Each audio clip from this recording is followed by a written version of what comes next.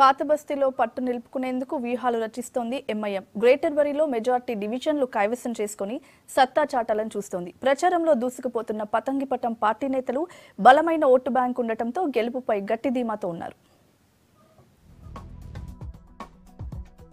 పాత బస్తీలో పతంగి పార్టీ ప్రచారం షురూ చేసింది.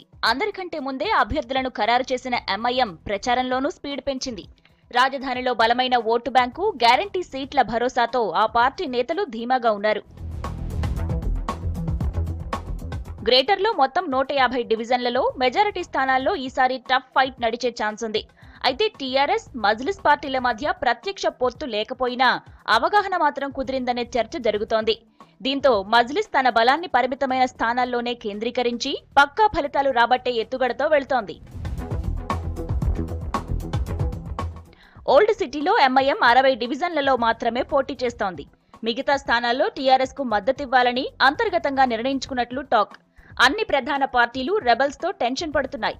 ఈ విషయంలో ఎంఐఎం ఫుల్ రిలాక్స్డ్ గా ఉంది. మజ్లిస్ నుంచి కేవలం 85 నామినేషన్లు మాత్రమే దాఖలయ్యాయి.